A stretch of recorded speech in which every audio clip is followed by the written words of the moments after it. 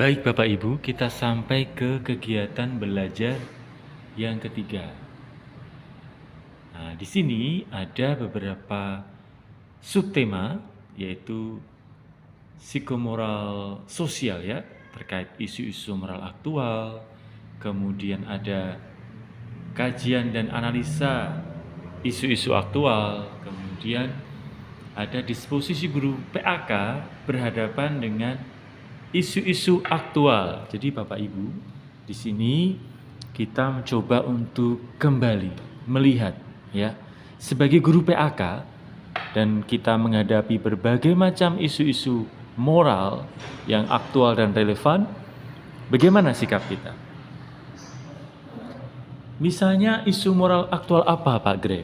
Nah ini ada disrupsi gambaran diri. Disrupsi gambaran diri ini terkait dengan ilmu dan teknologi. Nah, kita tahu bahwa kemajuan ilmu, kemajuan teknologi ini membawa perubahan pada manusia, terutama dalam kaitannya dengan egoisme. Jadi semakin banyak manusia-manusia yang egois. Kenapa? Karena mereka terlalu sibuk berkutat dengan teknologi. Bahkan ada jurnal internasional yang mengatakan bahwa manusia sekarang ini lebih dekat berelasi dengan gadget mereka, dengan artificial intelligence daripada dengan manusia lain. Bisa jadi karena manusia lain itu seperti predator begitu ya bagi mereka. Jadi istilah anak-anak muda itu ansos atau takut antisosial ya, takut untuk berhubungan sosial. Karena belum tentu teman manusia itu bisa menjadi kawan. Sementara Google itu kan beserta kita sekarang dan selama-lamanya. Dan risiko untuk teman-teman AI untuk menipu itu kan susah. Kecuali ada aplikasi-aplikasi penipuan itu ada Bapak Ibu. Jadi, nah ini yang perlu kita lihat. Apakah sebagai guru PAK dan melihat bahwa murid-murid kita semakin dekat dengan HP-nya daripada dengan manusia lain, nah kita diam saja atau berbuat sesuatu terkait itu. Lalu egoisme manusia ini juga semakin meningkat. Jadi karena semakin egois, skalanya semakin tinggi, lalu muncullah perdagangan manusia dan orang tidak peduli ya, bunuh diri dan orang tidak peduli. Ya, mutilasi, angka kriminalitas meningkat dan seterusnya. 2, lembaga perkawinan. Ini ada masalah-masalah seperti perceraian, LGBT, alat kontrasepsi, aborsi, KDRT. Dan ini di tengah-tengah kita Bapak Ibu. Angka aborsi ini bisa per tahun 2,5 juta. Pernah 1 tahun di Indonesia. Bisa meningkat, bisa menurun. Dan banyak dari mereka itu berusia SMP, SMA, itu anak-anak kita Bapak Ibu. Ya, jadi perceraian juga sama. Perceraian itu kita umat Katolik percaya bahwa orang menikah itu tidak bisa cerai, monogami dan tak terceraikan.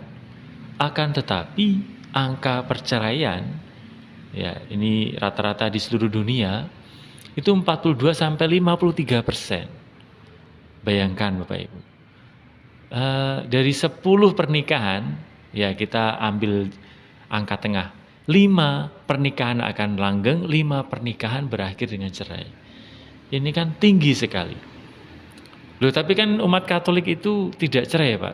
Jangan salah, kasus pisah ranjang, jadi mereka umat Katolik itu kalau ada masalah dalam keluarga akan mengajukan pisah ranjang namanya, di tribunal. Itu juga banyak.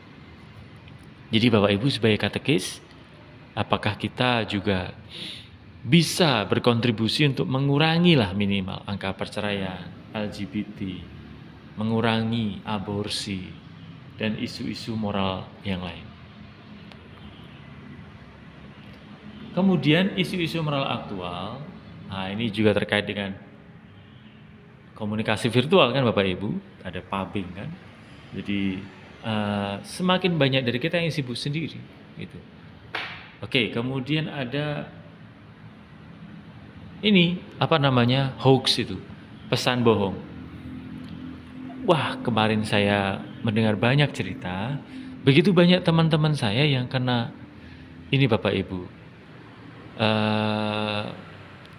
tipu pinjaman online Jadi pinjaman online itu kan memang membantu ya, situasi terdesak ya. Karena mungkin sistem pemerintahan atau sistem sosial kita itu belum bisa memberikan pinjaman yang begitu mudah kepada orang-orang yang terdesak itu. Nah, maka orang terdesak itu kenalah tipu dari pinjaman online dengan narasi mereka, dengan aplikasi mereka. Menjadi masalah apabila mereka tidak bisa mengembalikan. Gitu. Ini belum lagi ada tipu-tipu telepon-telepon yang mengaku Telkomsel, yang mengaku dari mana, begitu. Lalu ujung-ujungnya menipu. Ini juga mau tahun politik toh Bapak Ibu, tahun 2024 itu ada pemilihan umum. Nah ini ada narasi-narasi yang hoax ini, yang menjatuhkan satu pasangan, menaikkan pasangan lain. Jadi pesan-pesan bohong ini ada dalam berbagai sisi kan, ada sisi sosial politik, sosial ekonomi, dan kita bisa menjadi korban. Atau kita bisa menjadi nabi ya, supaya teman-teman kita tidak terjebak di dalam hoax tadi. Jangan lupa juga ada ancaman ekologis Bapak Ibu. Ancaman ekologis ini sudah parah ya di beberapa tempat di dunia, termasuk di Indonesia. Di kota-kota besar, ketika diadakan penelitian itu polusinya sudah jelas naik. Polusi air terutama, polusi air tanah itu naik. Dan ini berbahaya bagi anak-anak kita kan. Juga polusi udara di beberapa kota metropolitan itu polusinya sangat tinggi. Sampai kemudian WHO juga memperingatkan beberapa tempat di Indonesia supaya mengurangi polusi udara. Jadi polusi udara, polusi darat, termasuk sampah-sampah itu yang tidak bisa didaur ulang begitu banyak, ya karena padatnya penduduk. Dan juga polusi air laut juga. Nah ini menjadi isu yang serius. Saya mendengar bahwa 50 tahun lagi dari satu jurnal, tidak ada air bersih. Ini kan kasihan anak cucu kita. Nah semoga kita bisa menjadi agen-agen perubahan yang menolong ekologi menjadi lebih sehat. Kita kemudian diajak untuk berdisposisi. Jadi guru PAK ini berhadapan dengan isu aktual, apakah kita punya gambaran diri yang sehat? Apakah kita gelisah terhadap masalah atau jangan-jangan kita malah cuek ya? Nah jangan sampai Bapak Ibu. Dan kita juga dituntut untuk memiliki pengetahuan moral terkait dengan masalah-masalah yang aktual tadi. Semoga kita juga banyak membaca dokumen-dokumen gereja terkait masalah isu moral aktual. Kita tahu gereja menolak aborsi. Kita tahu gereja itu juga meskipun mendukung kehidupan orang tapi menolak LGBT ya, dan hal seperti itu. Jadi setelah kita berdisposisi terhadap peran kita sebagai guru PAK, maka kita diminta untuk merekonsepsi, memberi konsep ulang kepada guru PAK.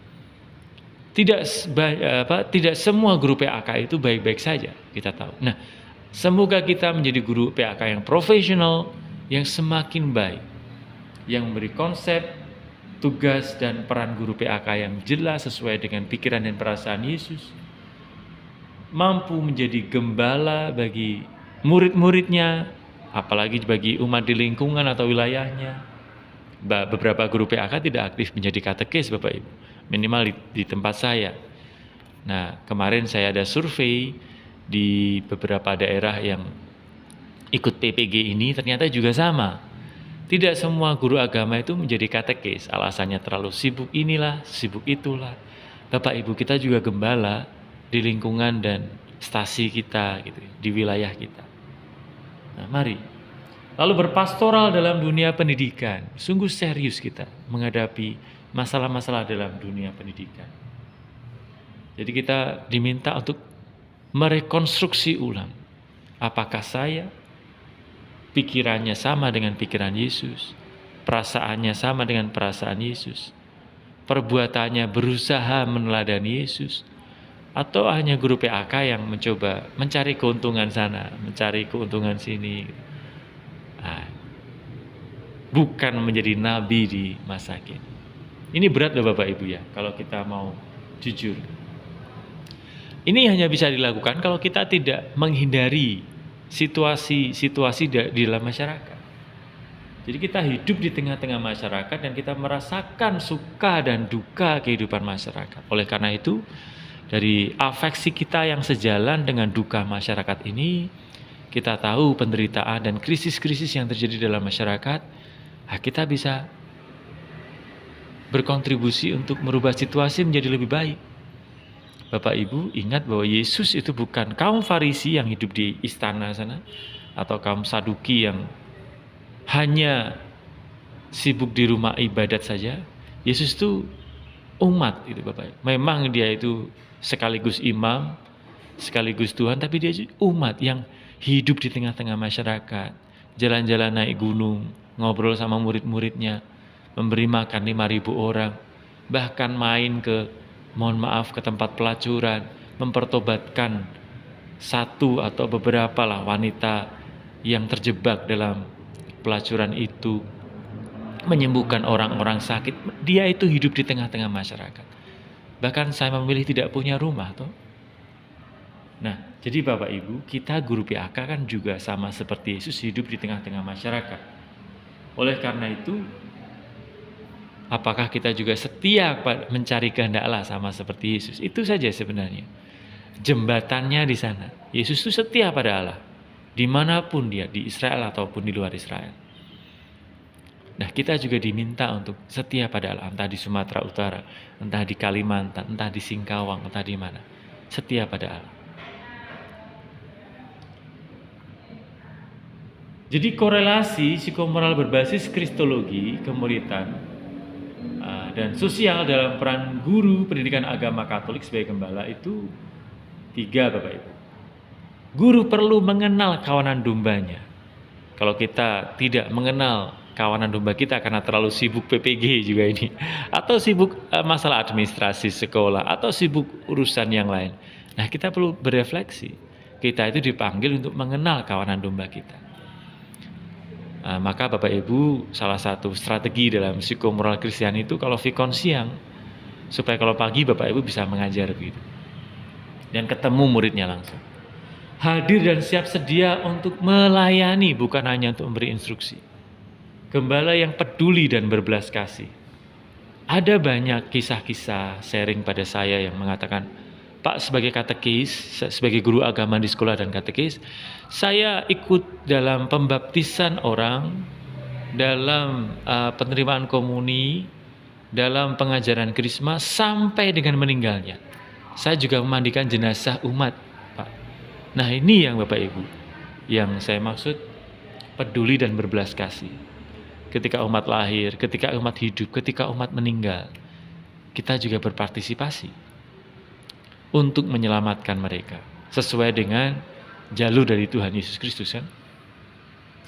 Baik, jadi apabila guru pendidikan agama Katolik ini 5 karakter dasar guru PAK, Bapak Ibu bisa baca.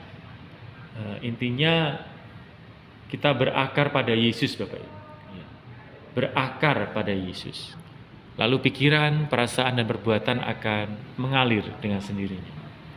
Sebagai kesimpulan, untuk meningkatkan profesionalisme guru PAK, ini dari perspektif psikomoral Kristiani ya Bapak Ibu ya. Maka nilai-nilai itu berbasis pada pemahaman yang benar akan Allah dan hubungan pribadi dengan Kristus. Jadi panggilan kita sebagai murid yang sejati itu sesuai dengan hidup, kata, pikiran, dan perbuatan kita. Sekian Bapak Ibu, terima kasih, semoga sehat selalu.